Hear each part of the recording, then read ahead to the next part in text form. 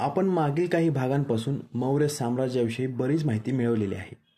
इसवी सन पूर्व 321 पासून ते इसवी सन पूर्व 184 हा कालखंड मौर्य कालखंड म्हणून ओळखला जातो.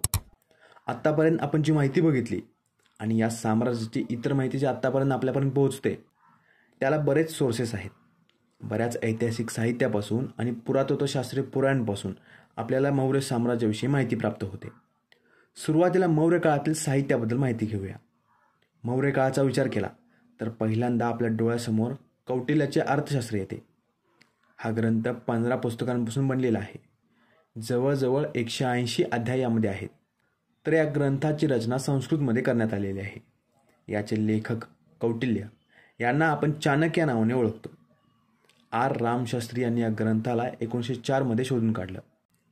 या ग्रंथामध्ये मौर्य साम्राज्यातील राजाच्या दरबारातील कर्मचारी, सर्व अधिकारी आणि मंत्री परिषदेची अगदी सखोल माहिती देण्यात आलेली आहे. याआधी आपण मौर्य साम्राज्याच्या प्रशासनाला समजावून घेतलं. जितकी माहिती आपण यावेळी घेतली त्यापैकी जवळजवळ सर्व माहिती आपल्याला या चाणक्याच्या अर्थशास्त्रामधून मिळते.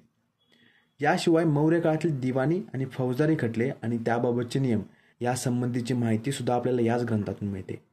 युद्ध आणि परकीय संबंध हाताळण्याचे कौशल्य याबाबतची माहिती सुद्धा आपल्याला यामधून मिळते.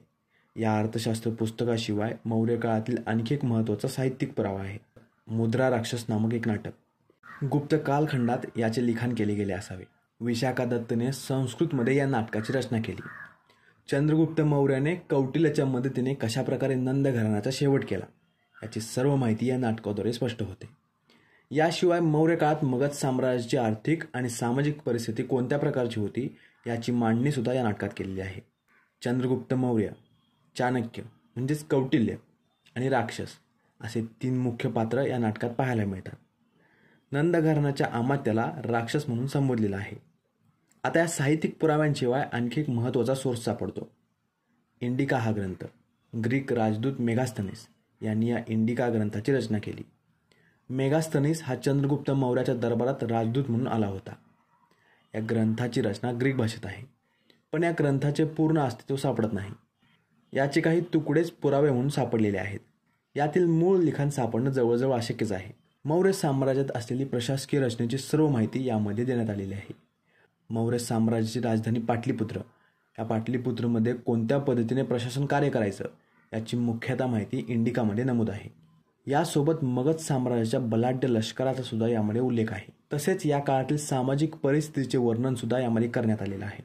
आता या साहित्यांसोबत आणखी काही महत्त्वाचे सोर्सेस आहेत. यामध्ये दीपवामसा आणि महावामसा यांची महत्त्वाची भूमिका आहे. पुराणांमध्येही मौर्य साम्राज्याचा उल्लेख आढळतो. काही इतर बौद्ध साहित्यात सुद्धा आणि जातक कथांमध्ये सुद्धा मौर्य साम्राज्याची माहिती पाहायला मिळते. तर इतके सारे साहित्यिक पुरावे आपल्याला पाहायला मिळतात. आता यानंतर काही पुरातत्वशास्त्रीय पुरावे.